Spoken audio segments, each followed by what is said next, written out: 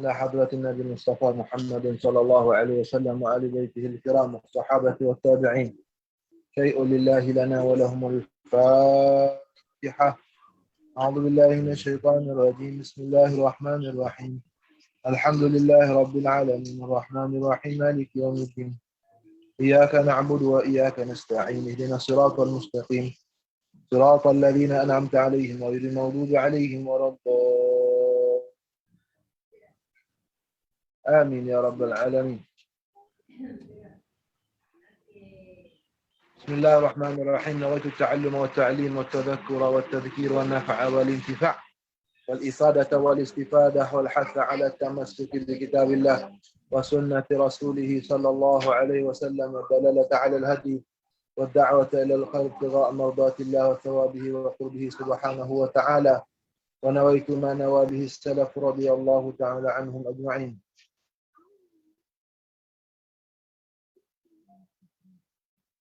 بسم الله الرحمن الرحيم. الحمد لله رب العالمين والصلاة والسلام على أشرف الأنبياء والمرسلين سيدنا مولانا محمد وعلى آله وصحبه أجمعين.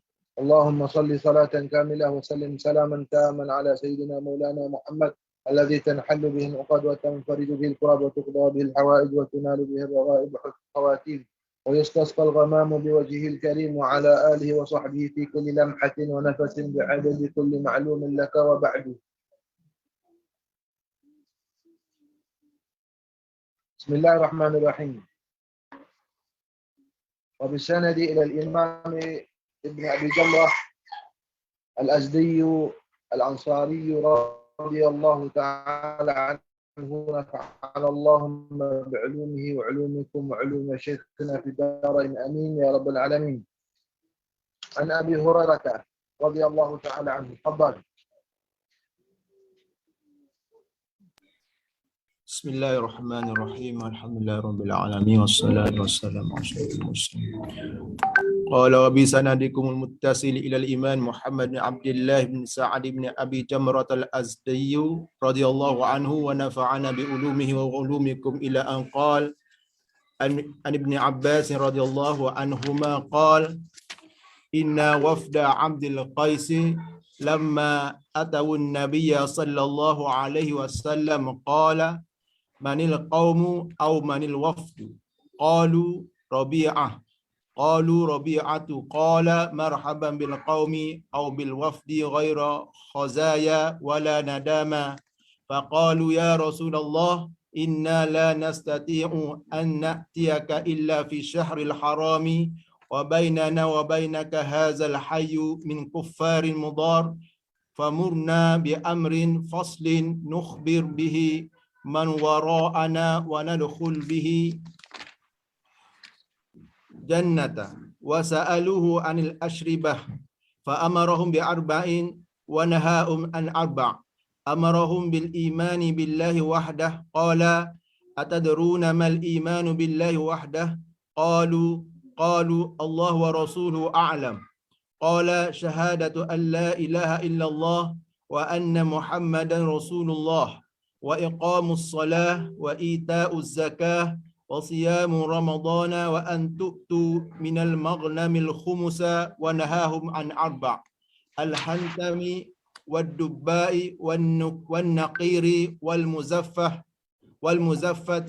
وربما قال المقير وقال احفظوهن وأخبروا بهن من وراءكم. قال رضي الله تعالى عنه. Bukan adik enam kan? Adik enam. Adik kena. Silap saya. Baca adik enam. Tak apa. Kita lakar cepat habis sikit. Tapi tak ada sarah hari kena Ustaz. Adik enam dulu. Silap. وبسندكم متصل إلى أن قال أن أبي هريرة رضي الله عنه قال قال رسول الله صلى الله عليه وسلم إن الدين يسر ولن يشاد الدين أحد إلا غلبه fasaddidu wa qaribu wa abshiru wasta'inu bil ghadwah wal rauhah wa syai'in minal duljah. Qala radhiyallahu anhu Nabi Hurairah radhiyallahu anhu yang ke-6 ini diriwayatkan juga daripada Sayyidina Abi Hurairah radhiyallahu anhu.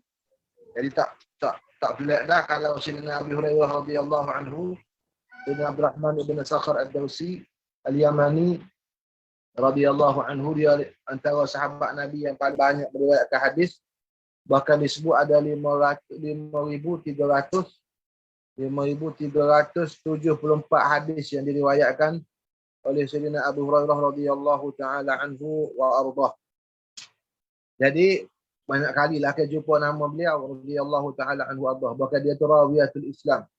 Sayyidina Abu Hurairah radhiyallahu anhu qala Rasulullah sallallahu alaihi wasallam inna ad-dina yusrun.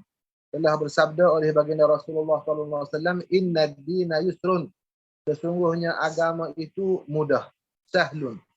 Walan Syadad dina ahadun illa ghalabah. Dan tidak memayah-mayahkan agama itu oleh seseorang, melainkan agama akan mengalahkan dia. Agama akan mengalahkan dia, akan mengerasi ke atas dia, akan mengatasi ke atasnya. Fasaddidu, maka ambillah jalan pertengahan. Maknanya ambil jangan jalan yang lurus. Ambillah jalan yang tengah, ambil jalan yang tepat, ambillah jalan yang pertengahan. Maknanya tidak terlalu berat dan tidak terlalu cuai dalam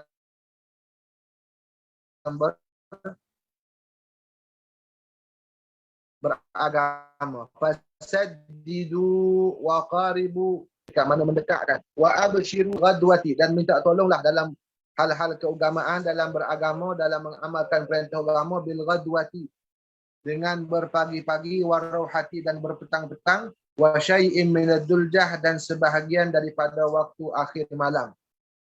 Jadi hadis yang mulia ini mengajar kepada kita supaya kita tidak melampau dalam pengamalan agama. Bahkan disebut dalam hadis lain, halakal mutanaqqi'un. Halakal mutanaqqi'un. Akal agamanya akan berakhir. Maksud pertamanya bila dia melampau ke atas diri dia, dia tidak mampu berterusan dalam beramal. Jadi kalau contohnya malam ni, Masya Allah, kita qiyamul lail 20 rakaat. Tak pernah buat sebelum ni. Kita terus buat malam ni, kita qiyamul lail 20 rakaat. Esok 20 rakaat. Malam lusa pakai tak buat last tu. Mana apa? Sebab apa? Sebab memang kita mengerasi ataupun kita menggagahkan diri kita di atas benda yang kita tak mampu. Wala yushaddad dina ahadun illa ghalabah. Kalau lebih menakutkan lagi, kalau kita mampu mendirikan dari segi zahir, kita tak dapat bahagian daripada hakikat daripada agama itu daripada segi batin. Kerana kalau kita setengah orang daripada ahli tanaqq', mana orang yang melampau dalam agama ini, dia kuat beramal dari segi zahirnya, akan tetapi dia tidak mendapat mengecap bahagian daripada kemanisan beragama, tidak mendapat bahabuan daripada, bahkan lebih dahsyat lagi seperti mana Nabi kita SAW menyatakan dalam hadis cerita orang Khawarij itu, yamruquna minad dini muruqas sahmi minar ramiyah. Mereka bersungguh-sungguh dalam perkara agama yang zahir, akan tetapi mereka keluar daripada agama daripada seperti anak panah yang keluar daripada busurnya.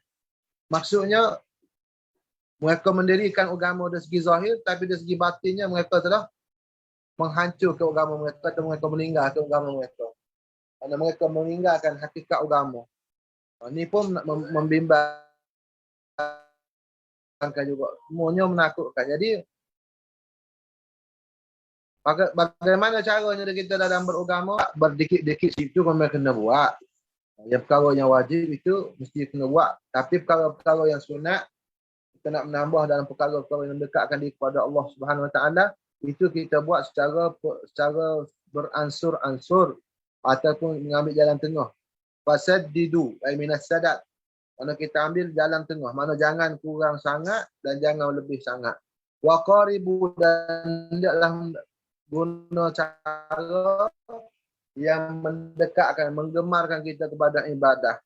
Mana kita buat sedikit aqallul a'mali adwamuha wa in qalla, ataupun ahabul a'mali ila Allah adwamuha wa in qalla.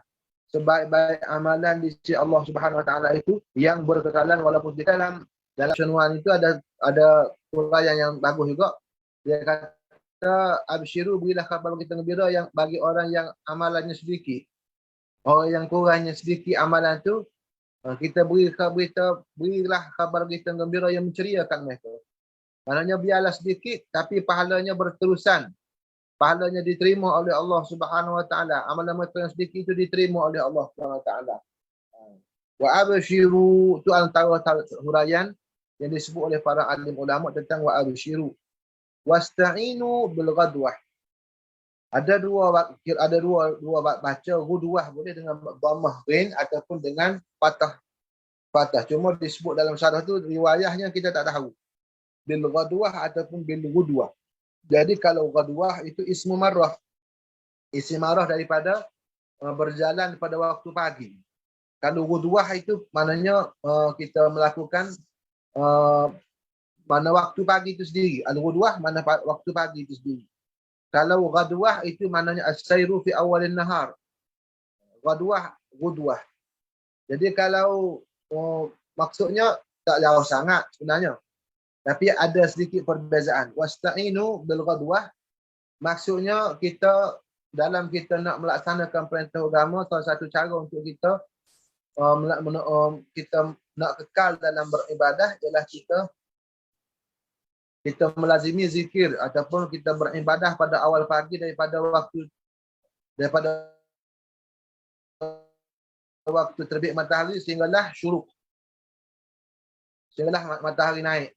Waktu matahari naik segala tu.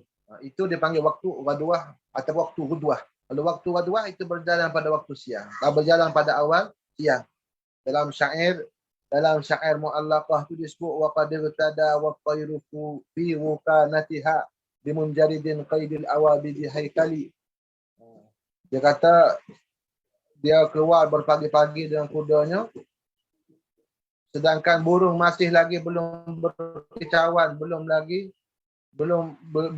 pun belum bangun lagi. Dia maknanya pagi benar. Jadi diumpamakan seperti orang yang bermusafir, mereka bermusafir pada sebelum waktu panas. Jadi kalau kita turun pada waktu pagi ini, kita masih segar. Perjalanan kita akan cepat sampai ke destinasi kita. Maka Nabi SAW membandingkan ahli ibadah ini dengan seperti orang bermusafir. Seperti orang dalam perjalanan. Mana orang berjalanan ni dia berjalan pada waktu segar. Kalau kita turun pada waktu pagi sebelum matahari panas, maka insya-Allah perjalanan kita itu akan segar dan kita bersemangat dan kita akan cepat sampai ke destinasi kita. Berbeza kalau kita turun lepas pada waktu duha pukul 10 ke 11, maka sekejap saja kita akan letih. Maka Nabi SAW sabda, wasta'inu bil ghadwah. Ini kata ulama tashbih ataupun perbandingan upama orang ahli ibadah, orang nak berkekalan dengan ibadah, orang yang istiqamah dalam perjalanan ini seperti orang musafir. Warauhah itu pada waktu petang. Selepas daripada asar. Dia panggil rauhah. Kalau Ustaz Fauzan dia biasa pergi ke Hadramaut, dia tahulah. Dia bahasa tu dia panggil rauhah. Dah ambil daripada hadis yang mulia ni, iaitu selepas kita buat secara lapang, ataupun kita buat berzikir, ataupun kita buat amal ibadat juga selepas daripada waktu asar. Kita buat kerana pagi, petang. Wa syai'in, dan sedikit. Syai'in tu dengan nakirah. Mana sedikit daripada duljah, daripada akhir malam. Adlaja yudliju. Idlaj maknanya berjalan pada akhir malam. Jadi di sisi orang Arab, berjalan orang yang bermusafir pada akhir malam itu akan cepat sampai. Mana inda sabah yuhmadul qaumus sura, katanya orang Arab. Apabila terang waktu siang akan terpujilah orang yang berjalan pada waktu malam. Maksudnya kenapa? Kerana berjalan pada waktu malam itu lebih ringan dan cuacanya lebih membantu dalam perjalanan kerana tidak panas dan sebagainya. Bahkan Nabi kita SAW sabda, tuqta apa al-ardu tutwa billail, bumi itu bagaikan dilipat-lipat pada waktu malam. Maka begitu juga dalam amal ibadah yang dilakukan pada waktu malam itu lebih cergas, lebih cepat sampai kepada matlamatnya daripada ibadah yang lain. Jadi bukan maksud sepanjang malam ni, maksudnya tak kira lah pada awal malam ataupun pada pertengahan malam atau pada akhir malam. Baik sedikit sentuhan apabila kita sudah sebut dah bisana tidak bila Imam Muallif radhiyallahu ta'ala anhu. Jadi bila kita nak sambung pula baca hadis yang ke-9, wa bihi ilaihi qala an Ibn Abbas, wa bihi ilaihi. Jadi kali tadi baca hadis pertama tu memang kita sebut wa bisanadi ila Imam Muallif radhiyallahu ta'ala anhu, tapi bila kita nak baca hadis yang ke-9 memadai di sisi kita sebut wa bihi ilaihi, ay wa bisanadi ilaihi. Wa bihi ilaihi an Ibn Abbas radhiyallahu anhuma. Hadis yang ke-7 ni diriwayatkan daripada Sayyidina Abdullah ibn Abbas radhiyallahu ta'ala anhuma, habrul ummah, Abdullah ibn Abbas radhiyallahu ta'ala anhuma, sepupu baginda sallallahu alaihi wa alihi wasallam. Qala inna wafda Abdul Qais lamma atawu an-nabiy sallallahu alaihi wasallam qala manil qaum. Sesungguhnya rombongan. Kalau Syekh Nuruddin dia terjemah delegasi. Syekh Nuruddin terjemah delegasi daripada Abdul Qais. Lamma atawun nabiyya, tatkala mana mereka mendatangi baginda Nabi sallallahu alaihi wasallam, qala manil qaum. Mereka Nabi kita sallallahu alaihi wasallam bertanya manil qaum. Ni hadisnya panjang, ceritanya ada mukaddimah sebelumnya. Kita tahu bahawa Nabi sallallahu alaihi wasallam membuka kota Mekah pada tahun ke-7 selepas hijrah Nabi sallallahu alaihi wasallam, berlaku pembukaan kota Mekah. Jadi selepas itu Islam tersebar ke seluruh tanah Arab. Rombongan wafda Abdul Qais ataupun kabilah Abdul Qais ini daripada Najat. Daripada sebelah Najat. Mereka ini sampai kepada mereka agama Islam melalui pendakwah para sahabat radhiyallahu taala alaihim, tapi mereka tidak pernah bertemu dengan Nabi sallallahu alaihi wasallam. Maka di kalangan mereka itu berharap dan sangat-sangat beringin, bahkan termimpi-mimpikan untuk bertemu dengan baginda sallallahu alaihi wasallam. Ini rombongan daripada Abdul Qais, kabilah Abdul Qais. Bahkan kata guru kami Syekh Mustafa Imarah, Syekh Mustafa Abu Imarah, Ustazul Hadis di Kuliatul Usul-Din, bahkan ada di kalangan mereka ini yang bercita-cita, berangan-angan untuk bertemu dengan Nabi sallallahu alaihi wasallam. Mereka bermimpi melihat Nabi sallallahu alaihi wasallam padahal mereka belum lagi bertemu dengan baginda sallallahu alaihi wasallam. Jadi bila mereka berangan-angan untuk bertemu dengan Nabi, mereka bermimpi bertemu dengan Nabi, kerana pada masa itulah Nabi sallallahu alaihi wasallam bersabda, man ra'ani fil manami fasawfa yarani. Barang siapa yang melihat aku di dalam mimpi, maka dia akan melihat aku ketika fasawfa yarani fil yaqabah. Maka itulah tandanya dia akan bertemu dengan aku pada ketika jaga. Ini asbab wa urudul hadis. Tapi hadis ini bukan kita bataskan setakat peristiwa ini. Tapi itu asalnya. Maka rombongan daripada ataupun pihak Abdul Qais ini bercita-cita bila sampai pada mereka hadis Nabi SAW dengan dakwahnya sampai kepada mereka. Kalau begitu kita kena buat keputusan untuk bermusafir, untuk bertemu dengan Nabi SAW. Jadi perjalanan mereka menuju Nabi itu hampir masa sebulan. Jauh sekali daripada negeri mereka untuk sampai ke Madinah. Dan Nabi SAW pada hari mereka bertolak untuk datang kepada Nabi SAW, pada hari mereka bermusafir, mereka sampai pada selepas subuh. Nabi SAW memaklum pada para sahabat pada hari ketibaan mereka, Nabi memberitahu para sahabat, insya-Allah hari ini akan datang, insya-Allah. Saya tambahan daripada saya, yaqdumu alaikum wafdun min khairil wufud, atau kama qala sallallahu alaihi wasallam. Akan datang rombongan hari ini ke Madinah, satu rombongan, satu delegasi sebaik-baik rombongan. Itu disebut oleh Nabi sallallahu alaihi wasallam kepada mereka. kepada para sahabat. Bila Nabi sebut pada waktu subuh, mereka belum lagi sampai di Madinah, maka Nabi memaklumkan kepada para sahabat, selepas daripada zuhur kita akan sambung. Maka lepas daripada sembahyang zuhur, Nabi kita SAW keluar cepat-cepat daripada masjid pergi menyambut mereka. Jadi ketika itulah mereka pada ketika itu mereka masuk ke Madinah. Mereka masuk Madinah tu orang nak sambut dah mereka. Mereka masuk, bila masuk ke Madinah, maknanya semua penduduk Madinah sudah menanti-nantikan kedatangan mereka. Plus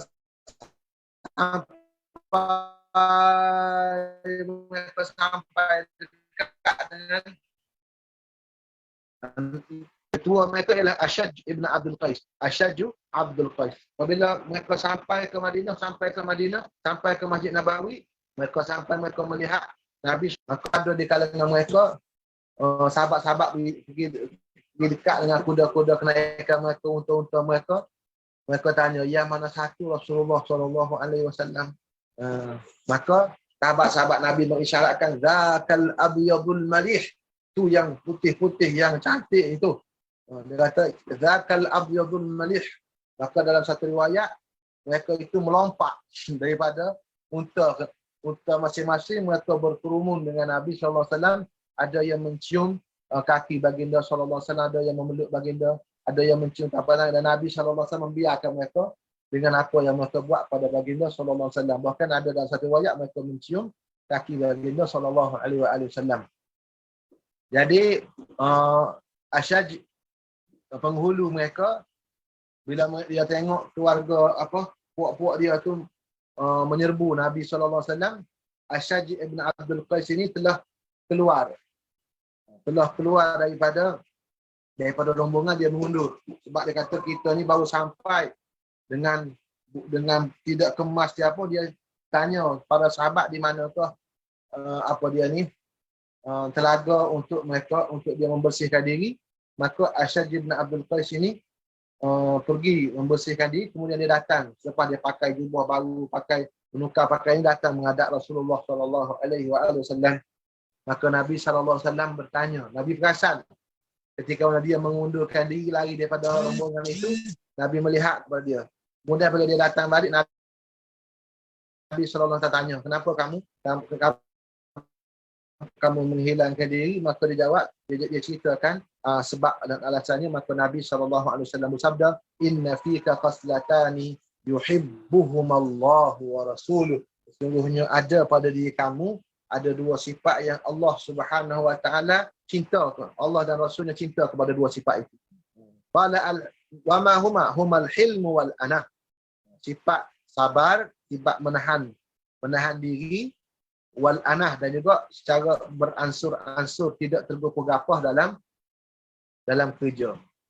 Baik, qala manil qaum. Jadi bila rombongan itu datang, Nabi SAW bertanya, manil qaum, siapa yang datang ini, siapakah kaum yang datang ini? Padahal Nabi SAW sudah mengetahui. Manil wafdu, siapakah rombongan ini? Qalu Rabi'ah. Maka mereka menjawab Rabi'ah. Apa maksud jawapan mereka Rabi'ah? Datuk mereka bin Nizar ibn Ma'ad ibn Adnan. Sebab Nabi kita SAW daripada kabilah Arab Mudar. Nabi kita daripada orang Quraisy. Quraisy itu daripada Mudar. Waftaqarat alu Mudar bihi ala sa'iril anami. Itu dalam qasidahnya. Berbanggalah orang Arab Mudar ke atas kalian manusia. Sebab apa? Sebab Nabi itu daripada kalangan mereka. Waftakharat alu Mudar. Jadi orang Arab ni terbahagi dua pada zaman Nabi. Orang Arab pada zaman Nabi hanya terbahagi dua, Rabi'ah dan Mudar. Sama ada orang Arab tu orang Arab Rabi'ah ataupun orang Arab Mudar. Maka bila Nabi SAW bertanya, ni siapa yang ramai datang ni? Qalu Rabi'ah. Rabi'ah. Rabi'ah tu mana kami ni daripada puak-puak Rabi'ah, bukan puak-puak Mudar. Tapi sebenarnya Rabi'ah dengan Mudar tu masih lagi keluarga. Cuma dah pecah banyak dah, berapa puluh keturunan. Kalau Nabi kita SAW Mudhar ibn Muzar ibn Nizar ibn Ma'ad ibn Adnan. Jadi Nabi kita Rabi'ah itu daripada keturunan Nizar ibn Ma'ad ibn Adnan juga. Jadi mereka jawab di titik pertemuan di antara kabilah mereka dengan baginda Nabi SAW. Daripada buat-buat Rabi'ah Rasulullah. Qala marhaban bil qaum. Maka selamat datanglah dengan kaum. Mana bukan orang lain ni, puak-puak kita belakang ni. Kalau kita bahasa kita ni, ahlan wa sahlan. Mana ahlan keluarga belakang ni, puak-puak kita ni. Nazalta ahlan wa laqita sahlan. Itu akhlak baginda sallallahu alaihi wasallam. Bukan orang lain dah, puak-puak Rabi'ah tak. Rabi'ah dengan Mudhar tu adik-beradik asalnya. Mana bukan orang lain lagi tu. Marhaban. Itu cara baginda sallallahu alaihi wasallam mengeraihkan mereka bilwafdi ghaira khazaya wala nadama, tidak akan rugi, tidak akan menyesal. Mana dengan datang jauh ni tak rugi, dengan keletihan berbulan perjalanan tak akan rugi apa-apa. Faqalu ya Rasulullah inna la nastati'u an na'tiyaka. Lalu maka berkata, jadi Rasulullah SAW membuat layanan mereka layanan istimewa. Dalam satu riwayat lain, Nabi kita SAW tertinggal sembahyang Ba'diyah Zuhur. Kenapa? Kerana nak melayan mereka ni. Jadi hari itu Nabi SAW kerana nak menjaga mereka ataupun nak meraihkan mereka, Nabi SAW tak sembahyang. Bukan tak sembahyang, Nabi qadha kemudiannya sembahyang Ba'diyah Zuhur.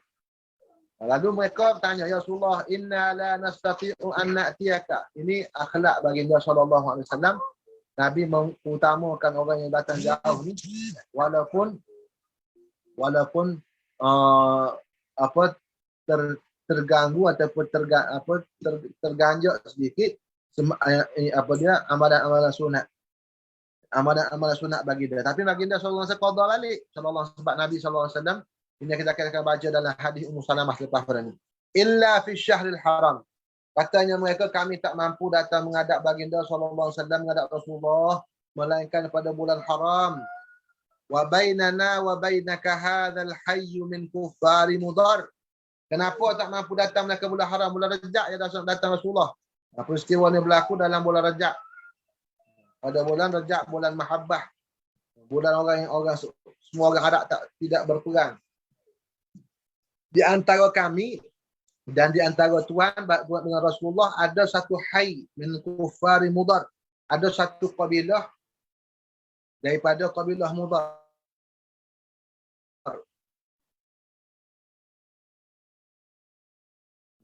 Dia kata kenapa?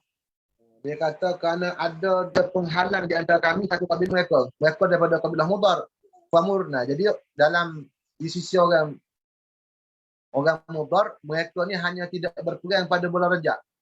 Sehingga Nabi SAW sabda, wa Rajabu Mudhar. Dan Rajab itu bulan Mudhar. Sebab apa? Sebab orang Arab Mudhar, mereka sangat-sangat memuliakan bulan Rajab. Mereka sangat-sangat memuliakan bulan Rajab. Jadi mereka tak berperang. Jadi katanya orang Rabi'ah, kata Abdul Faris, kami tak boleh nak datang Rasulullah. Kalau nak datang ni, famurna, maka dengan perintah yang jelas, fasl yang mana yang terang. Asal fasl mana terpisah, mana yang satu persatu, yang terperinci. Nukhbiru bihi ma wa nadkhulu bihil jannah. Yang kami boleh sampaikan dengan perintah itu, dengan urusan itu, akan orang-orang di belakang kami, mana kaum keluarga kami di kampung halaman kami. Wa nadkhulu bihil jannah. Dan kami masuk dengan sebabnya akan syurga. Wasa'aluhu anil asyribah. Dan mereka juga bertanya kepada baginda sallallahu alaihi wasallam tentang asyribah, tentang minum-minuman.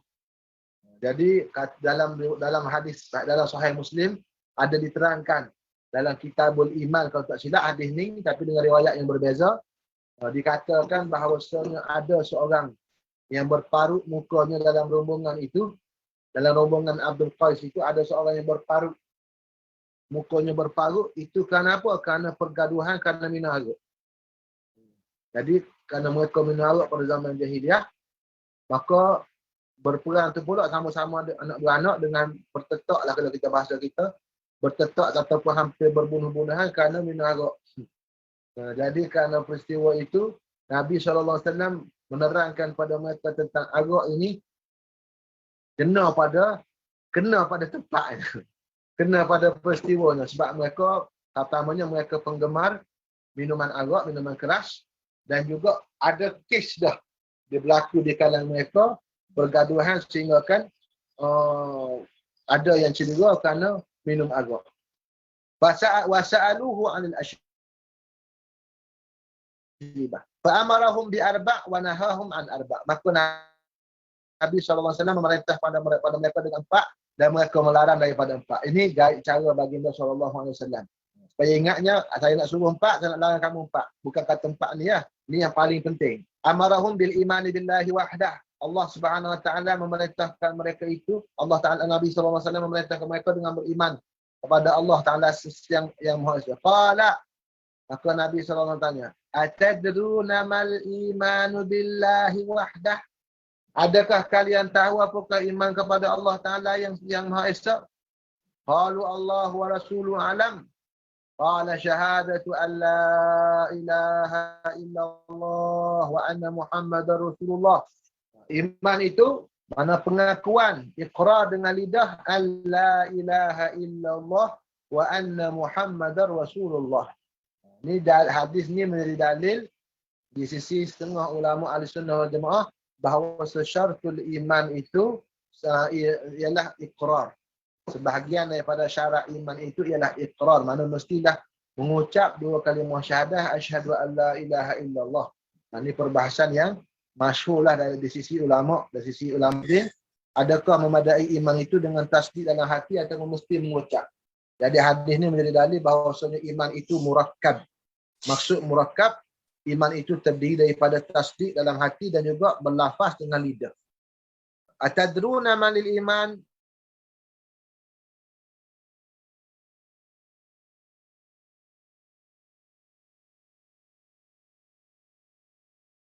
Start it unmute je. Start unmute tak?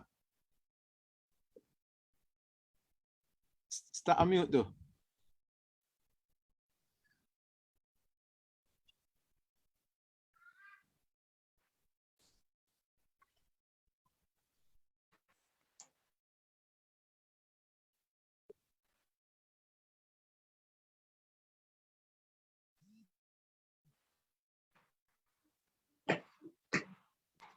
Tidak dikena sah dengan ada tasdik di dalam hati. Qala wa iqamus salah. Perintah yang kedua ialah mendirikan sembahyang ataupun ta'dilus salah. Maknanya membetulkan sembahyang, mendirikan sembahyang. Wa ita'uz zakah, dan menunaikan zakat. Wa siyamu Ramadan, dan berpuasa bulan Ramadan. Wa an tu'tu minal maghnamil khumusa, dan bahawasanya kalian memberi, mana membayar daripada harta ghanimah. Kenapa Nabi SAW menyebut tentang ghanimah? Sebab mereka ini ialah ahli jihad, ataupun mereka ini berduduk berhampiran dengan orang kafir harbi. Maka mereka itu antara amalan mereka yang sentiasa mereka buat ialah betul berjihad pada jalan Allah Subhanahu Wa Taala. Maka Nabi menerangkan kepada mereka tentang hukum ghanimah. Wa nahahum an arba', mana mestilah kamu memberikan 1/5 daripada harta ghanimah itu kepada Nabi SAW atau kepada wakil naib bagi Rasulullah SAW. Wa nahahum an arba', dan Nabi SAW melarang mereka daripada 4. Al-hantami itu arak yang dibubuh dalam bekas tanah liat. Wad-dubba, arak yang dibuat ataupun yang Allahumma salli ala sayyidina Muhammad, yang dibuat daripada labu. Ad-dubba, maknanya labu pun buat arak juga. Maknanya semua jenis arak. Semua jenis arak. Mana apa bukan arak tu yang dinamakan arak, bukan al-khamar daripada inak sahaja, akan tapi semua jenis yang memabukkan. Wad-dubba wan naqir, Nakir arak yang disimpan di dalam pokok ataupun di dalam umbi pokok.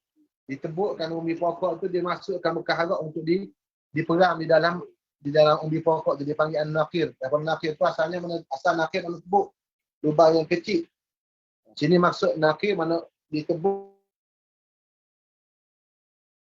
tu lubang dalam pokok dan disimpan bekas arak dalam tu. Wal muzaffat itu bekas arak yang disejukkan dengan menggunakan tar, dengan menggunakan bahan yang mempercepatkan tindak balas dia untuk menjadikan arak dan sebagainya. Wa rubbama qala al-muqayyar, dan boleh jadi baginda sallallahu alaihi wasallam bersabda, kata perawi, al-muqayyar bukan al-muzaffat. Wa qala, dan sahabat Nabi sallallahu alaihi wasallam berpesan, ihfazuhunna, hendaklah kamu ingat akan semua ni, mana yang diperintah dan yang dilarang. Wa akhbiru bihinna man wara'akum, dan kamu sampaikanlah kepada orang yang di belakang kamu. Nah, baca satu lagi. Wabihi wa ilaihi qala an Abi Mas'ud an Nabi sallallahu alaihi wasallam qala idza anfaqa ar-rajulu ala ahlihi yahtasibuha fahiya lahu sadaqah. Naam, qala an Abi Mas'ud al-Badri radhiyallahu taala anhu. Jadi dia nama digelarkan dia Al-Badri kerana dia duduk di kawasan Badar. Dia duduk di kawasan Badar. Abi Mas'ud al-Badri, Uqbah ibn Amr al-Badri radhiyallahu taala anhu, dia orang Ansar al-Badri. Qala idza anfaqa ar-rajulu ala ahlihi, apabila mengeluarkan oleh seorang laki-laki belanja. Anfaqa, kalau kita terjemahkan menafkahkan selalu, boleh juga sebenarnya. Kalau kita apabila menafkahkan oleh seorang laki-laki ke atas ahli keluarganya, ke atas isterinya, kepada anak-anaknya. Tapi kenapa kita guna, kita terjemahkan kalimah keluar? Sebab nafkah dalam bahasa Arab maksudnya keluar. Keluar. Nafaqatis sil'atu. Di sisi orang Arab, apabila satu barang dagangan tu laku, jual, maknanya semua barang dalam kedai itu habis, keluar daripada kedai belaka, maka orang Arab kata nafaqatis sil'ah. Maknanya barang tu laku semua, habis. Tak ada dalam kedai dah, habis stok. Keluar. Dia panggil nafaqatis sil'ah. Dia dinamakan orang munafik tu munafik, kenapa? Sebab mereka keluar daripada agama Islam. Mereka masuk daripada satu lubang dan keluar daripada lubang lain. Seperti mana bab munafiq. Jadi dinamakan nafaq. Nafaq tu orang Arab panggil tuawun. Tuawun masuk daripada satu lubang ni, keluar daripada lubang. Masuk kok apa ni, getih sempuah ni, keluar kok apa dia ni? Keluar kok kat KL. Idza anfaqa ar-rajulu ala alihi yahtasibuha. Apabila membelanja, ataupun kalau kita terjemah membelanja boleh, ataupun bila mengeluarkan oleh seorang laki-laki akan belanja nafkah ke atas ahli keluarganya, sama ada isterinya ataupun kepada anak-anaknya di bawahnya, ataupun kepada usul, ataupun kepada furu', ataupun kepada hawashi, yahtasibuha, hal keadaan dia mengharapkan pahala di sisi Allah, fahiyalahu, seseorang laki-laki itu dari dapat pahala sedekah. Maksudnya apa? Maka baginya dapat pahala nafkah dan sedekah juga. Dapat dua pahala maknanya. Bukan saja memang nafkah tu nafkah yang wajib ke atas dia, tapi pada masa yang sama dia juga mengharap, bila dia buat tu kerana mengharapkan pahala di sisi Allah Subhanahu Wa Taala, maka pahalanya pahala sedekah bersama dengan pahala nafkah yang wajib. Maksud nafkah pun sedekah, kalau kita disebut oleh ulama fiqh, sebarang pemberian yang kita mengharapkan pahala di sisi Allah Subhanahu Wa Taala. Tak semestinya kepada orang miskin, tak semestinya kepada orang miskin. Bukan, asalnya pada orang miskin lah, tapi di sini diberikan kepada isteri contohnya. Isteri itu kadang-kadang tak miskin pun. Berkali isteri itu lebih kaya daripada kita. Tapi dibagikan juga kalau isteri tak bekerja, ada majikan yang menghakkan kerja dia masuk dengan dia berharta, kita wajib bagi juga nafkah pada dia. Kalau dia mustaqil ain, dia terhalang daripada suami dia, kerana masa kerja dia, maka tidak wajib beri nafkah. Tak apa nak beri juga tak apa. Fahiyalahu sadaqah. Baik. Fahiyalahu sadaqah. Maka orang suami yang menafkah kepada isteri dia, ataupun kepada keluarganya, ataupun kepada ayahnya, kepada anaknya, kepada usulnya, atau kepada poroknya, fahuwalahu sadaqah. Maka dapat juga pahala sedekah di samping dapat pahala nafkah yang wajib. Nah, habis tiga hadis. Baca tu tiga hadis tu. Sampai ke hadis ke-11 insya-Allah. Fadhal.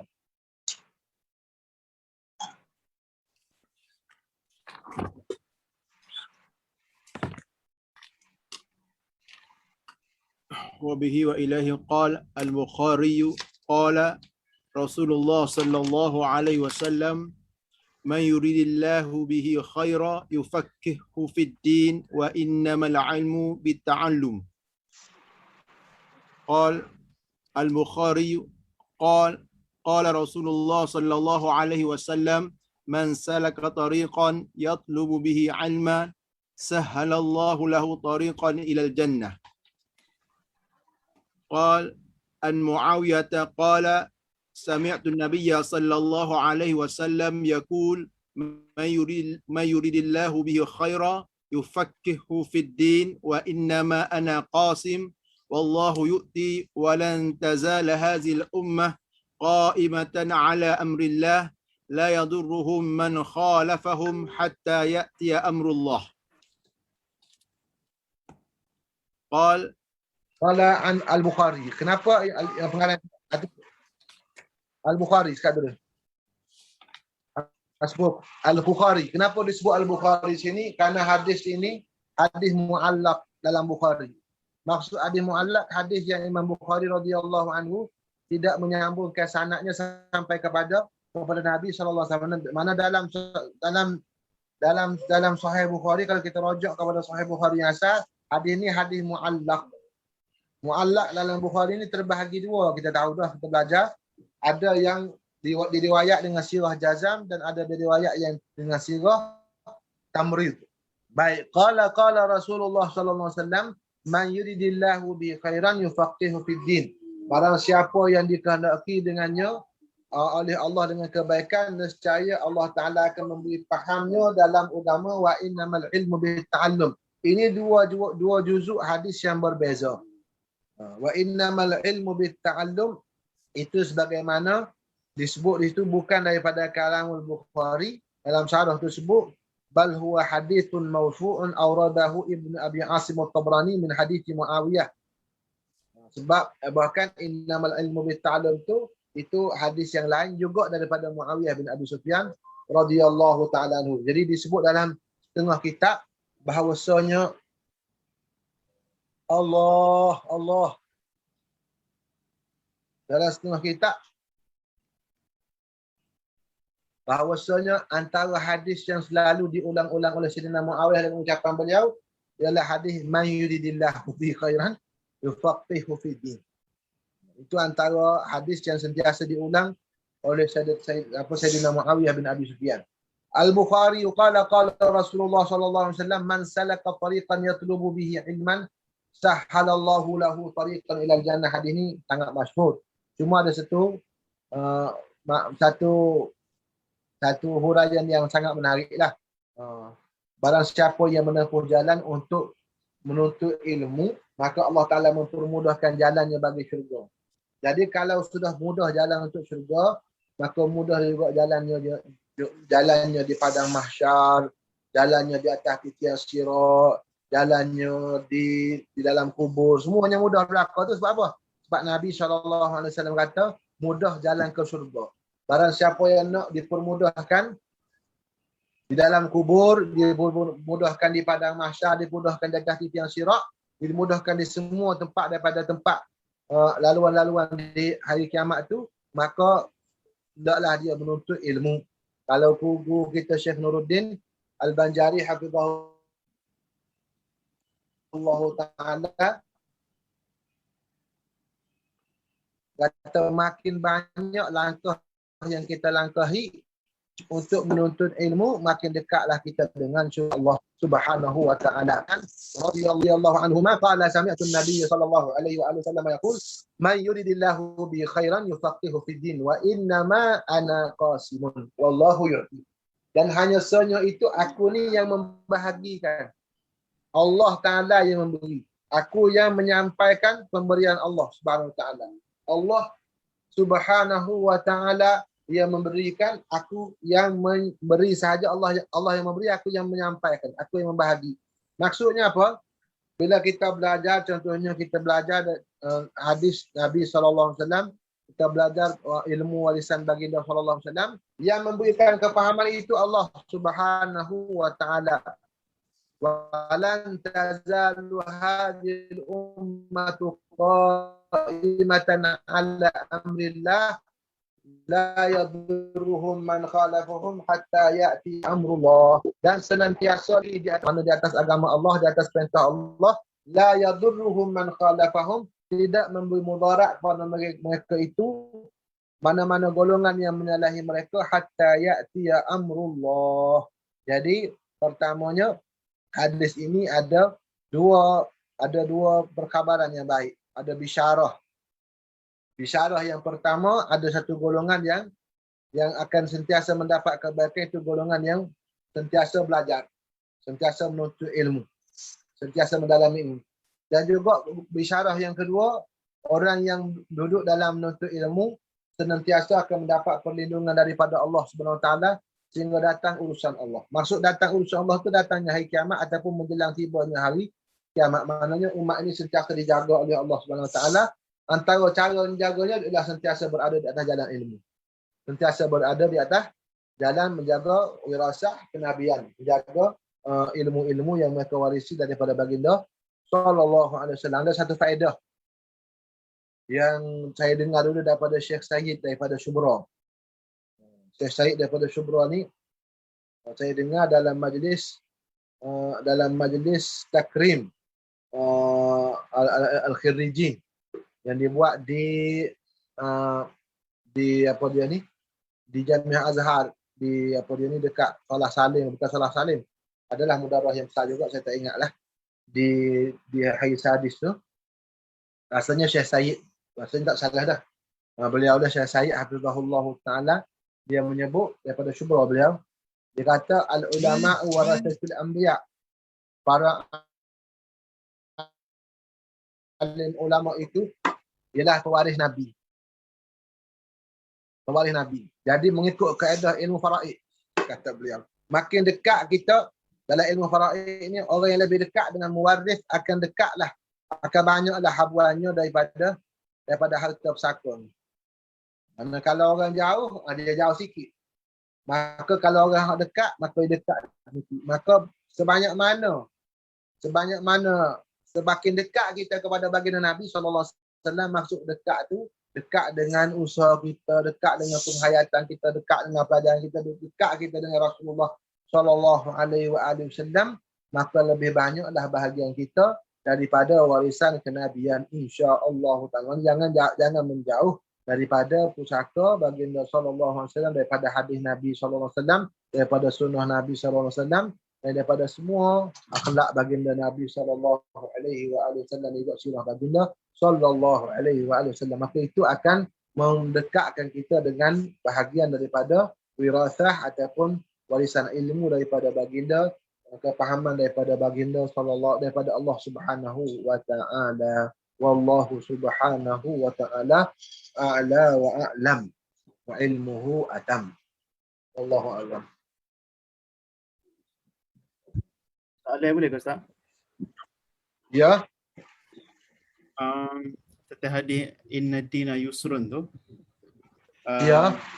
Bolehkah hadis tu menjadi dalil kepada orang yang ingin mengambil rukhsah ataupun orang yang buat tatabu' rukhsah?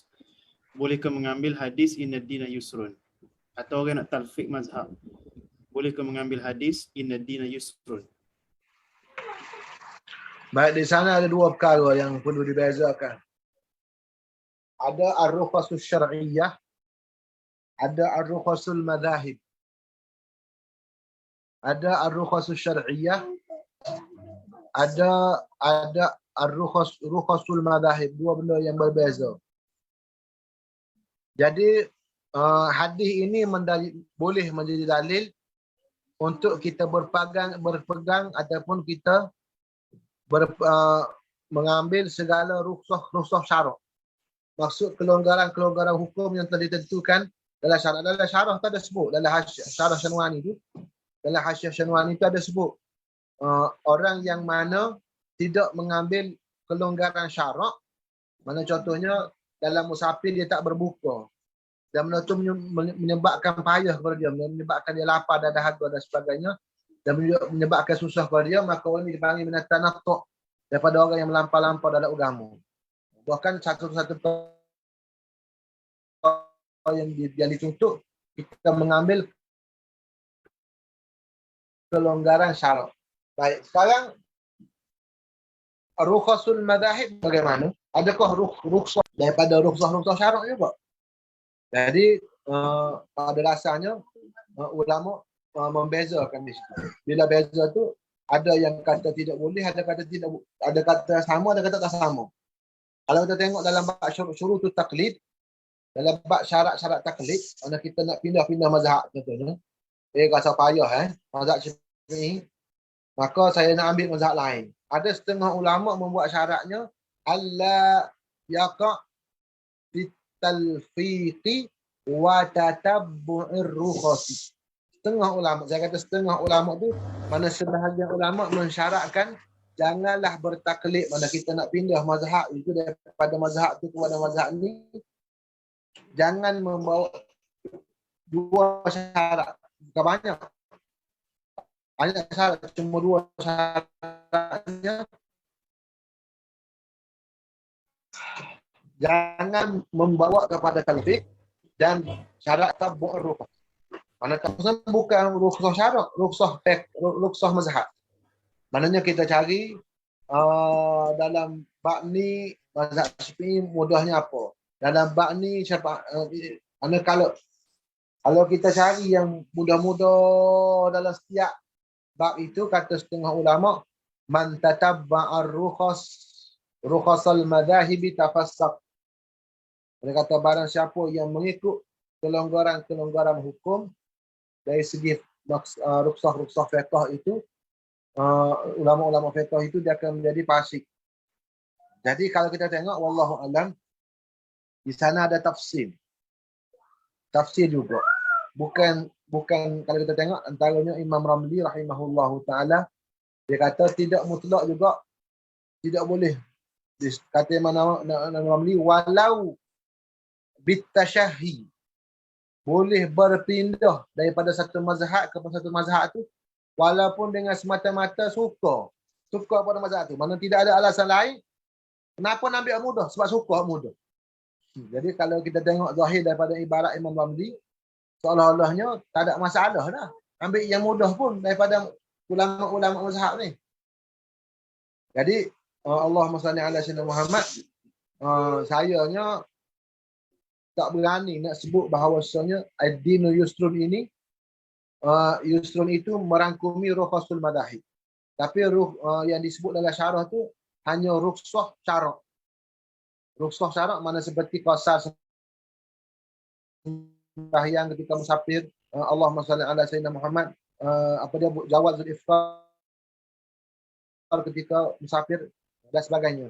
Itu yang dimaksudkan dalam yang pastilah dalam uraian hadis ni.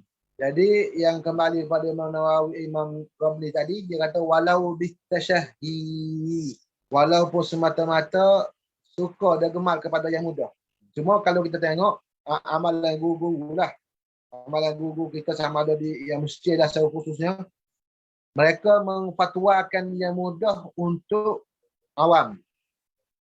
Karena yang mudah difatwakan kepada orang awam, kepada orang lama, tapi mereka memayah-mayah kepada diri mereka sendiri. Karena pada diri mereka mengambil dengan azimah ataupun dengan yang warak dari segi mazhab. Tapi pada amalan mereka memayahkan, pada amalan pribadi. Tapi bila mereka memfatwa kepada orang lain, mereka mencari pendapat yang paling mudah. Bahkan kadang-kadang lain. Bahkan dalam adab berfatwa, kita jangan sebaliknya. Jangan sebaliknya, mana kita beramal dengan yang mudah, kita fatwa kepada orang yang payah. Itu tidak boleh, salah dari segi adab ataupun etika berfatwa. Amalan kita beramal dengan mudah, tapi kita fatwa kepada orang yang payah. Itu tidak boleh. Sebaliknya, kita fatwa kepada orang yang mudah, terutamanya untuk menyelesaikan masalah yang timbul, dan juga kita berambil yang ihtiyat dan cermat dan warak untuk kita sendiri. Wallahu a'lam. Dah jawapan. Hak tanya tu pun orang Darul Ifta dah. Payah juga nak jawab tu. Jazakumullah khair. Kalau dalam hasiah tu setakat tu jelah. Mungkin kalau tengok syarah yang besar-besar boleh jumpa kot. Dalam hasiah Sanwan ini hanya merangkumi itu saja. Rukhas asy-syar'iyyah. Nah. Assalamualaikum Ustaz. Nak tanya soalan daripada sahabat kita yang sedang mengikuti live. Ya. Soalan daripada sahabat kita yang mengikuti live. Dia WhatsApp gambar Dr. Izidin kami. Dia kata as-sabiqun dalam surah Al-Waqi'ah tu kaitannya dengan hadis nombor 9 tu. Dia kata apa nanti baca wahatnya. Apa nama? Tanya Syekh Fuad pasal as-sabiqun dalam surah Al-Waqi'ah berkait dengan hadis yang tengah baca. Mana hadis nombor 9 ni?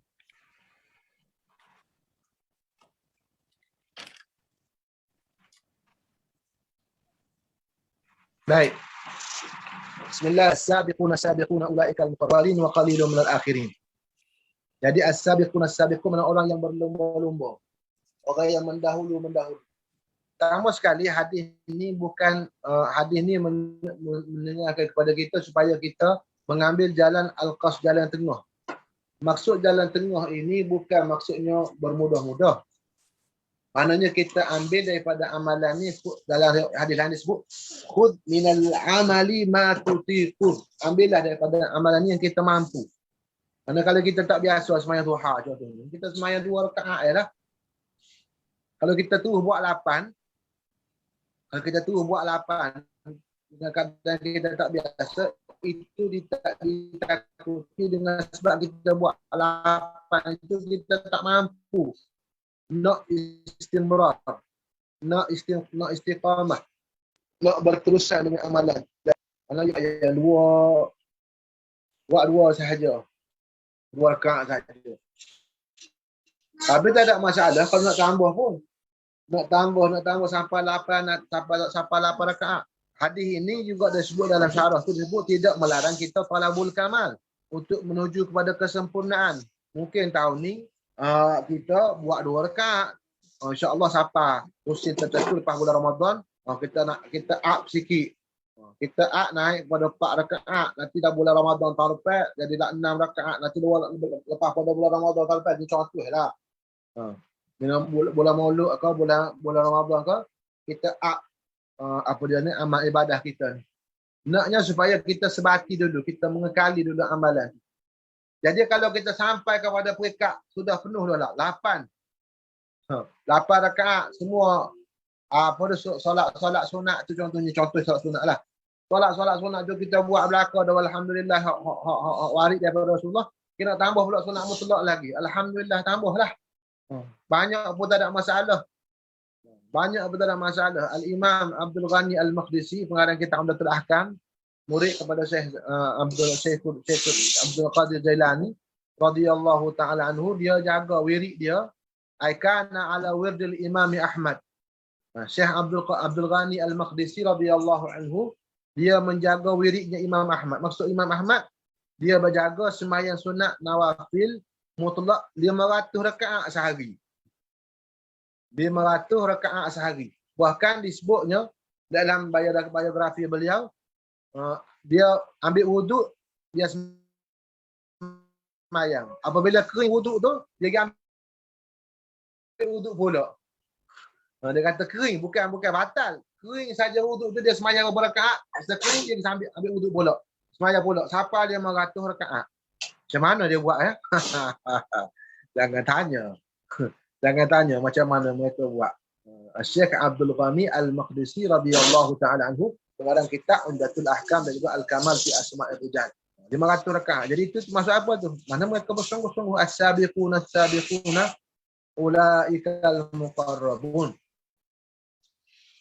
Maka di sana ada dalam hadis 40 disebut man baqa bihi amaluh lam yusrih bihi nasabuh. Orang yang bersegera dalam amalan ibadat, mana orang yang bersungguh-sungguh dalam amal ibadat, itu akan cepatnya perjalanannya di atas tiang siratul mustaqim. Insya-Allah taala kita beroptimislah orang yang bersungguh-sungguh. As-sabiqun as-sabiqun, orang yang bersungguh-sungguh dengan beristihad ayataqarrabu ila Allah taala ulaikal muqarrabun. Mereka itulah orang yang didekatkan oleh Allah. Ingat al-muqarrabun ya as-sabiqun tu fit taqarrub. Ulaikal muqarrabun fit taqrib. Maknanya usaha dia mendekatkan diri dengan ibadah kepada Allah Subhanahu Wa Taala. Dia memperbanyakkan ataupun dia mengekali, dia istiqamah dalam ibadat tu, dia mendahulu. Dia mendahulu makna dia bersungguh-sungguh dalam ibadah. Ulaikal muqarrabun tu kurnia daripada Allah. Kurnia daripada Allah Subhanahu Wa Taala. Allah Taala mendekatkan dia. Maksud dia jadi orang ahli mahabbah. Ahlu mahabbatillah. Bahkan kata Imam Sya'rani radhiyallahu taala anhu, kalau kita ni masih lagi setakat berpada dengan yang wajib sahaja, tidak buat amalan sunat langsung, maka kita tidak akan masuk dalam kumpulan ahlul mahabbah. Orang yang dicintai oleh Allah Subhanahu Wa Taala. Dalam kita baca dah sebelum ni dalam hadis 40, wala yazalul abdu yataqarrabu ilayya bin nawafili hatta uhibbah. Senantiasalah seorang hamba itu mendekatkan diri kepada aku. Senantiasa tu. Wala yazalu tu kata kunci, kata guru kita Syekh Muhammad Ibrahim Al-Kattani hafizahullah. Wala yazalul abdu. Maknanya senantiasa seorang itu melakukan, mendekatkan diri kepada aku dengan ibadah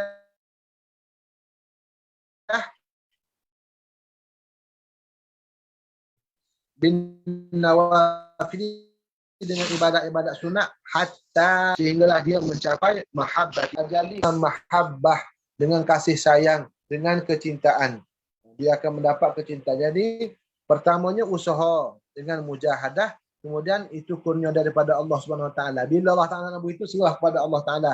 Jangan pula kata, ya Allah aku bersungguh banyak tahun dah ni.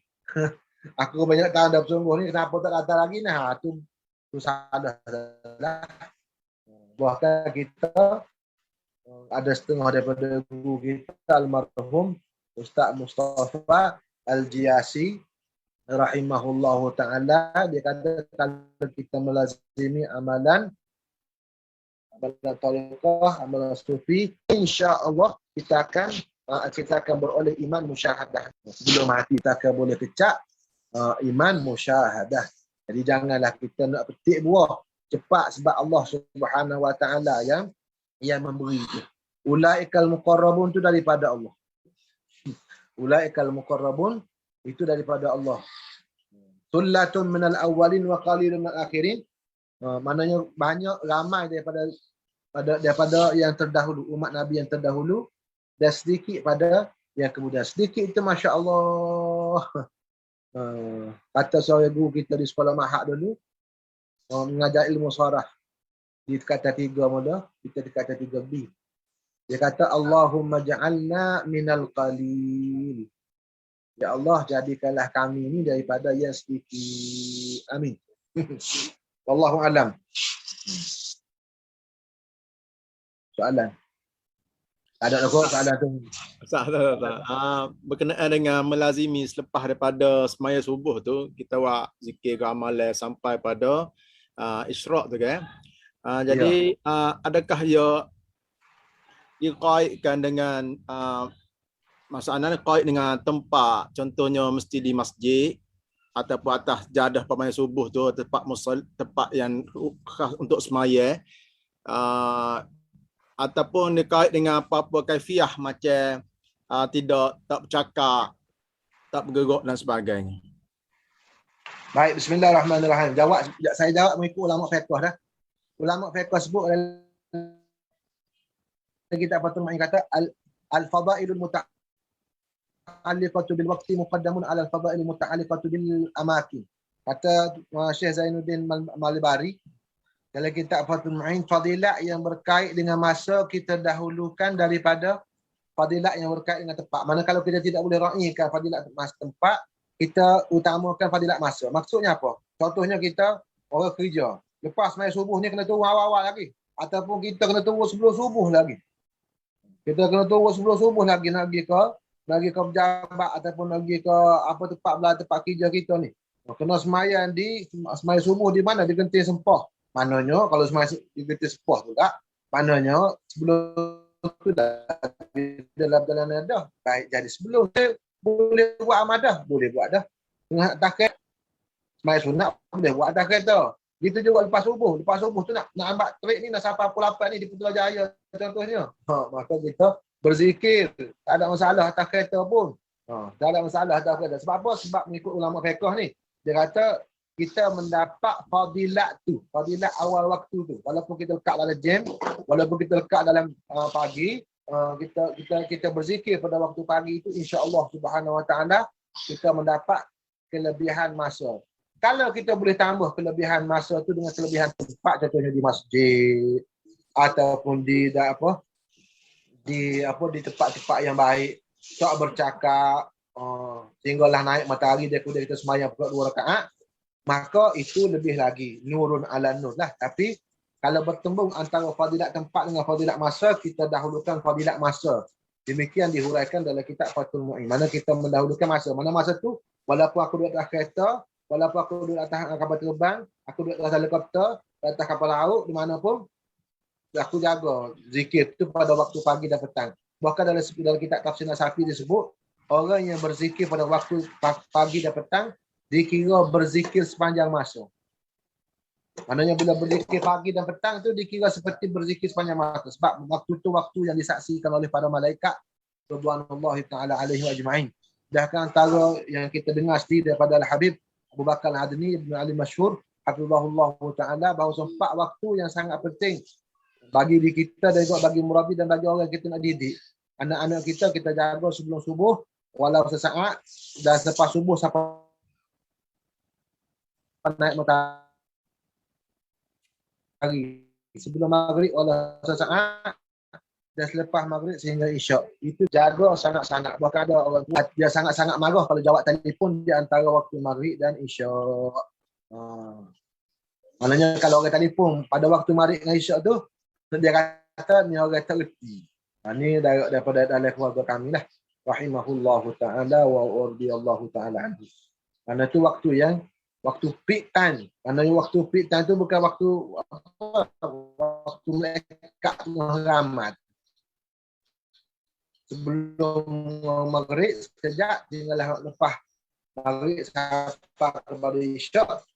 Sebelum subuh sehinggalah naik matahari. Jadi saya berdoa Jabir Abu Bakar ini kalau kita ada metode 4 jam, insya-Allah taala wallahu subhanahu wa taala ala wa alam. Ustaz tanya sikit ya. Sebelum maghrib tu biasanya baca wirid ke apa sebelum maghrib? Tanya. Yang warid ada hadis istighfar.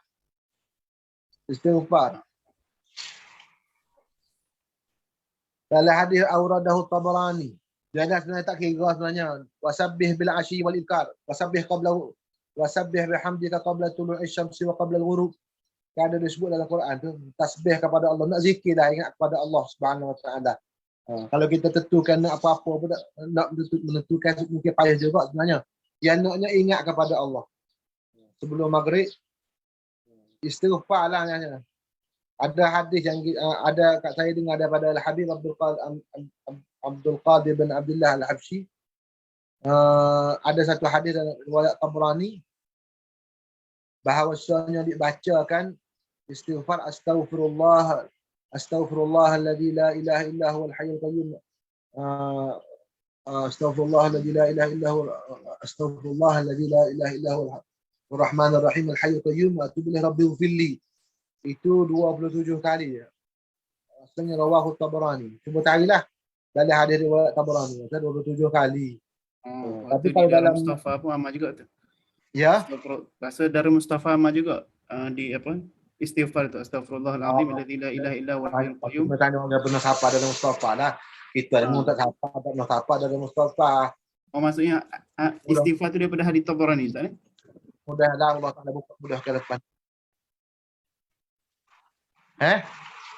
Istighfar tu daripada hadis Tabarani lah. Dalam kalau setidak-tidaknya. Ya. Hadis Tabarani. Saya tak pernah rujuk, saya cuma dengar daripada Habib kata hadis tu Auradahu Tabarani. Cuba tengoklah sebab kitab Tabarani saya hanya ada Mu'jam As-Saghir sahaja. Jadi saya tak pernah tahu lah. Gadget-gadget dah ni mudah lah boleh buka ya. Dalam Maktabah Syamilah ke apa-apa. Kita ni tidak pandai sangat buka. Wallahu a'lam. Boleh pindah lagi ke? Boleh dah Sat? Boleh. Hari ni tak tengok dah lama sangat tak tu. Tengok dia tu. Sejak dah kali. Bismillahirrahmanirrahim. Alhamdulillahirabbil alamin wassalatu wassalamu ala asyrafil anbiya'i wal mursalin. Sayyidina wa maulana Muhammadin wa ala alihi wa sahbihi ajma'in wa la hawla wa la quwwata illa billahil aliyyil azim. Amma ba'du, qala al-musannif radiyallahu ta'ala anhu nafa'ana Allahumma bi'ulumihi wa 'ulumikum wa 'ulumi shaykhina fid darain amin ya rabbal alamin.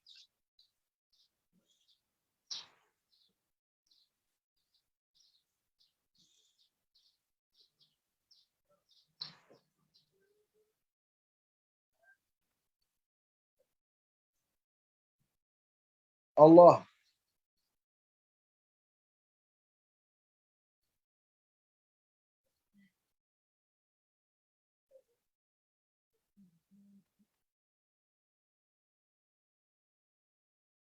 mana kita berhenti mana ya? Mudabbir kalau tak silap. Mudabbiri. Bismillah. قال المصنف رضي الله تعالى عنه نفعنا اللهم بعلومه في الدارين آمين. مدبر مصرف أمور الخلائق المخلوقات بحسب ما تقتضيه حكمته البالغة. مدبر الخلائق أجمعين. Kata Imam Nawawi yang mentadbir sekalian makhluk sekaliannya. Tidak terlepas pun satu makhluk, melainkan semuanya dalam tadbir irada Allah Subhanahu wa taala. Maksud mudabbir musarrifi umuril khalaiq. Yang mengatur, yang memilih dan memilah akan urusan makhluk. Maknanya urusan makhluk ini tafsir, harfu tafsir bagi al-khalaiq, tafsir bagi al-khalaiq, al-makhluqati, mana sekalian makhluk. Jadi tadbir itu bihasabi ma taqtadihi hikmatuhul balighah. Berdasar apa yang dituntut, apa yang ditentukan oleh hikmahnya, hikmah Allah Ta'ala yang mendalam. Yang mendalam tu maknanya mungkin kita tak tahu. Tapi apa yang ditentukan oleh Allah Ta'ala itulah yang paling bil maslahati arada tadbirad dunyawi. Ya. Lianna umuma rahmatihi ta'ala iqtadat iqamatal masalihid dunyawiyyati 'ala al-mu'mini wal kafiri lal ukhrawiyyati. Lianna ghayatal kuffari an-narul mu'abbadatu alaihim. Fal mudabbiru al-alimu bi adbaril umur. Itu lain tadi.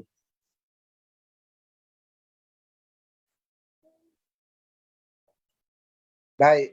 Dan barang siapa yang mentadbirkan, mentadbir mana mengibaratkan dengan maslahah. Jadi ada orang kata Allah Subhanahu Wa Taala mentadbir makhluk itu, Allah Ta'ala mengatur makhluk itu dengan maslahah. Ada orang kata tadbir itu dengan hikmah. Kerana semua yang berlaku itu pasti ada hikmahnya. Sama ada kita tahu atau kita tak tahu. Dan hikmahnya sangat mendalam. Mendalam tu, kenapa kita sebut yang mendalam? Sebab kita mungkin kita tak faham. Mungkin kita tak tahu. Tapi yang pasti Allah Ta'ala hakim. Af'aluhu hakimah. Wa tadbiruhu hakim. Semuanya yang Allah Ta'ala aturkan tu pasti ada hikmahnya. Baik. Ada setengah ulama dia kata Allah Ta'ala mentadbir dengan maslahah. Mana dengan benda yang terbaik. Dengan kemaslahatan. Mana dengan perkara yang memberikan kebaikan.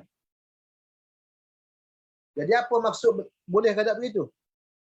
Wa man abbara bil maslahati arada tadbir duniawi. Kalau ada orang yang mentadbirkan begitu, maksud murad dia itu tadbir yang dibangsakan pada dunia saja. Kerana Allah Ta'ala mengatur urusan makhluk ini sebagai aturan dari segi dunianya. Dari segi dunianya, mana sahaja. Kenapa? Lianna umuma rahmatihi ta'ala iqtadat iqamatal masalihid dunyawiyyati alal mu'mini wal kafiri. Kerana umum rahmat Allah Ta'ala di dunia ni, ini menuntut memastikan berdiri ataupun berlakunya kemaslahatan yang bahasa dunia kepada orang mukmin dan juga orang kafir. Macam mana maslahat mukmin, maslahat dunia kepada orang mukmin, maslahat dunia kepada orang kafir, ini sama kata. Orang mukmin dan orang kafir semuanya dapat rahmat daripada kedua-duanya mendapat rahmat dengan tadbir Allah Subhanahu Wa Taala kepada mereka di dunia. Bahkan kalau kita tengok sebagaimana dihuraikan oleh setengah ulama, contohnya orang Islam, kata Al-Imam Al-Ghazali, dia kata disusahkan ketika nak mati. Yang mata nazak nak mati itu masih lagi dalam kehidupan dunia. Disusahkan ketika nak mati. Kenapa? Kerana nak diangkatkan darjat mereka sebelum mati. Mana sebelum mati itu dipermudahkan. Disusahkan mereka. Kenapa? Sebab darjat mereka itu diangkat sebelum mati.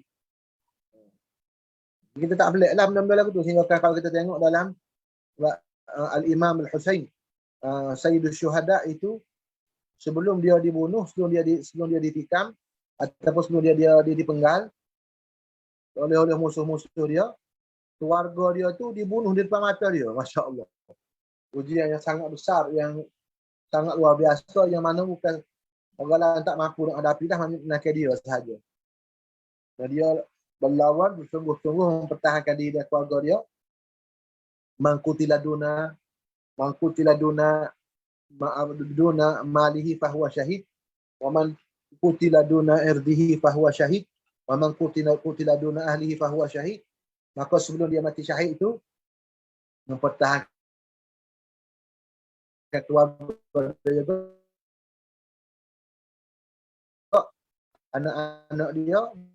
anak-anak dia dibunuh belakang depan dia, cucu depan dia. Masya Allah, luar biasa.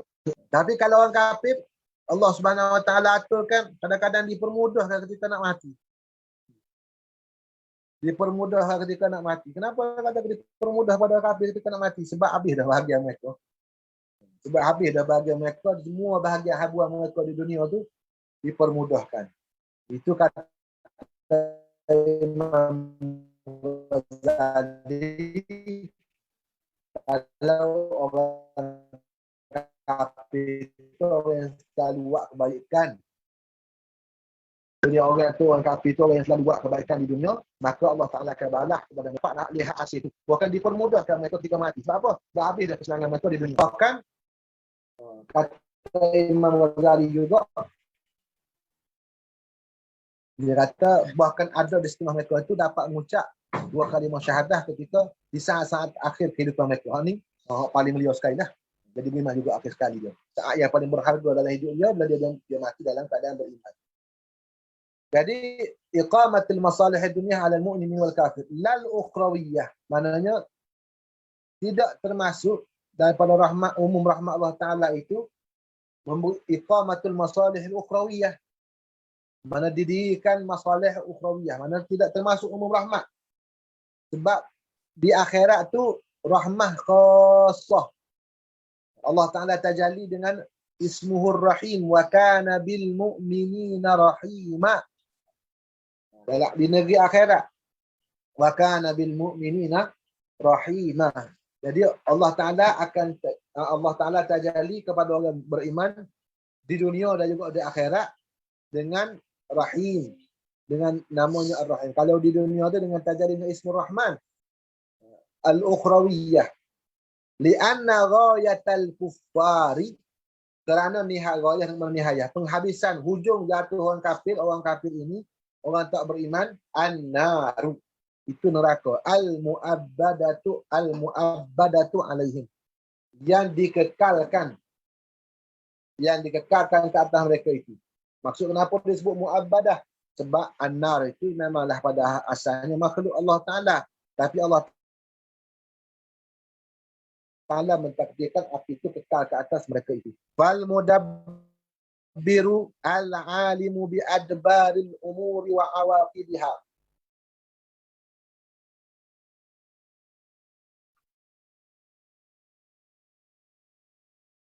Maka bermula al-mudabbir. Maknanya bermula lafaz al-mudabbir, mana isim fa'il bagi tadbir lah. Dabbara yudabbiru tadbiran. Al-mudabbiru ay alladhi yudabbir. Siapakah yang orang mentadbir? Al-alimu bi adbaril umur. Itu yang mengetahui dengan penghujung. Mana yang terbelakang daripada segala urusan. Mana hujung jatuhnya lagu mana? So, tadbir ini berdasarkan hujung. Sedangkan kepada pandangan jauh. Adbaril umur. Mana dengan kepada penghujung bagi segala urusan wa awaqibah dan kesudahannya. Itu nama tadbir.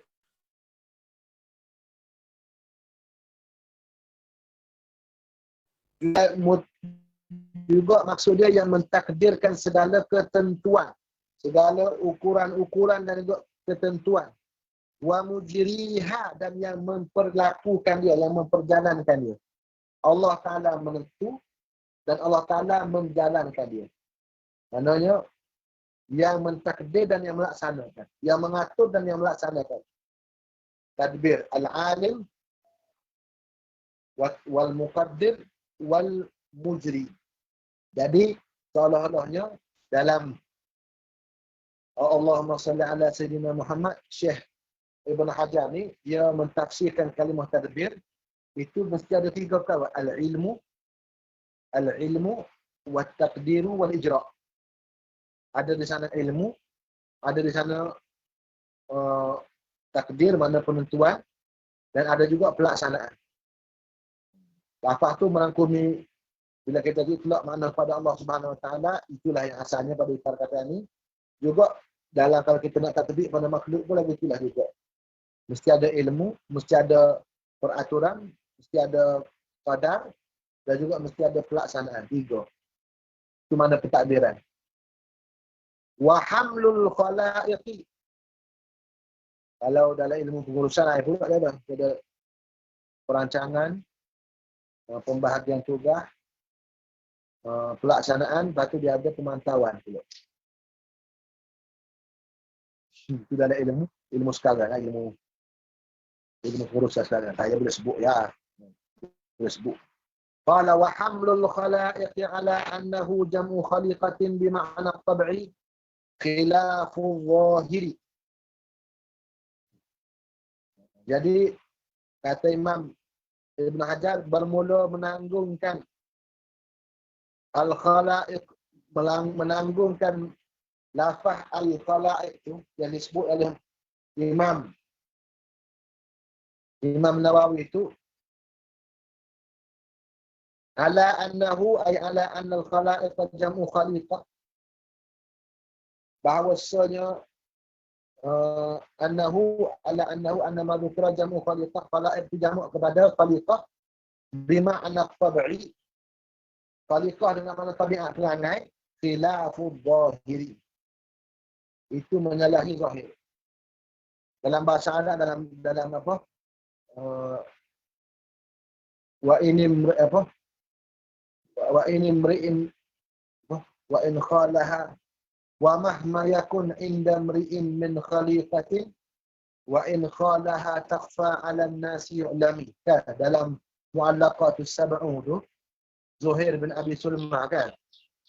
Zuhair bin Abi Sulma tu dia kata wa mahma takun inda mri'in min khaliqatin wa in khalaha takhfa 'ala an-nasi yu'lami. Dia kata, dan sekira-kira barang mana apa pun daripada perangai manusia yang tersimpan dalam hati dia, kalau dia cuba nak memendamkan perangai dia pada manusia, manusia akan tahu juga perangai itu. Sebab apa? Sebab perangai itu akan keluar juga di mulut kita, di tingkah laku kita. Jadi khaliqah dalam kata-kata Zuhair bin Abi Sulma itu dengan makna perangai. Jadi dia kata boleh tak kita tanggungkan kalimah khalaiq itu dengan makna perangai. Allah Ta'ala yang mentadbirkan segala perangai. Wa hamlul khalaiqi ala annahu jam'u khaliqatin bermakna tab'i, mana perangai ataupun Allah Ta'ala tabiat maknanya. Tabiat dengan tabiat manusia lah. Khilafu dhatu khabar bihamlu, maknanya itu menyalahi zahir.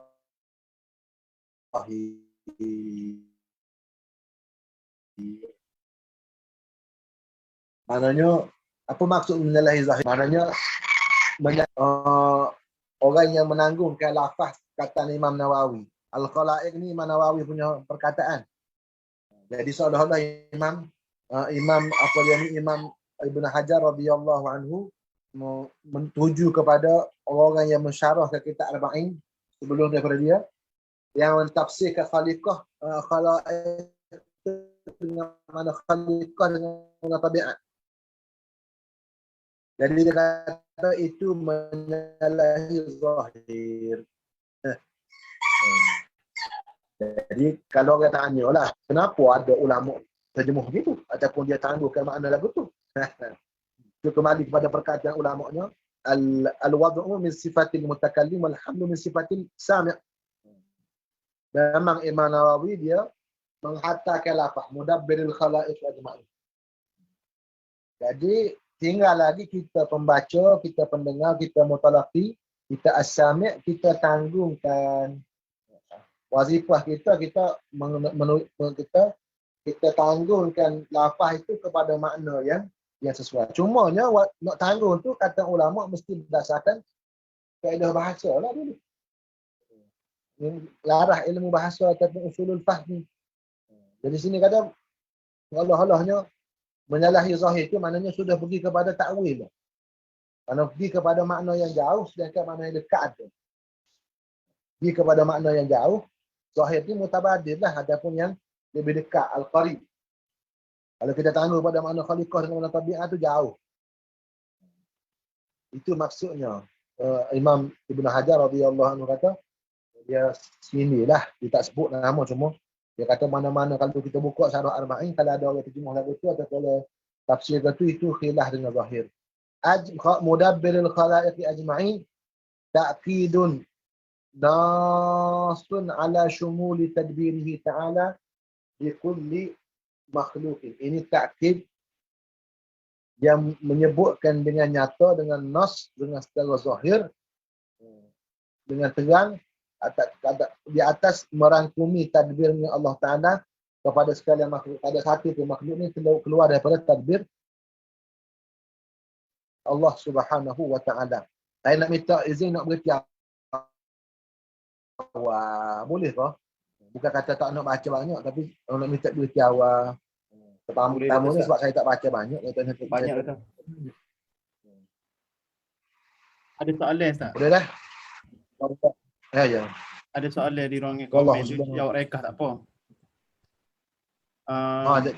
Jawab lah. Ada tepi maksudnya orang tu jimak pada bulan Ramadan, nak elok kena kafarah makan dulu. Boleh ke? Nak jimak bulan Allah Ramadan. Akbar. Elok daripada kafarah makan dulu tu dia ya haluh lah, haluh dari segi fiqhnya.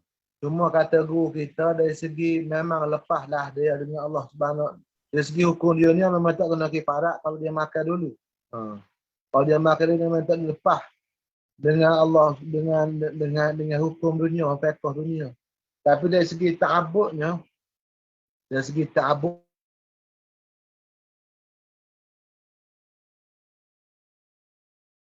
tu,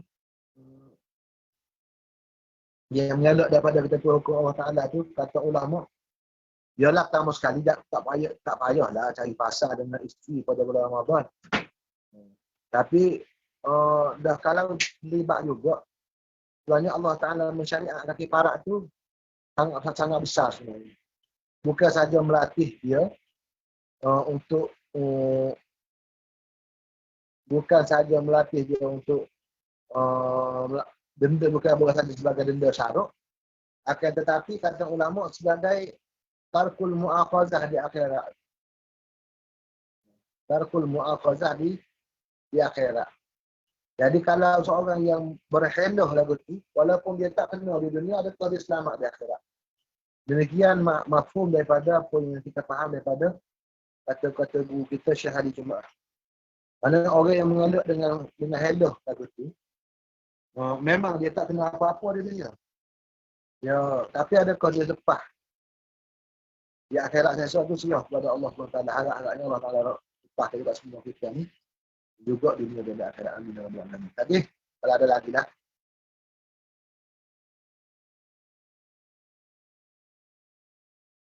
Tak ada lah. Tak ada Ustaz.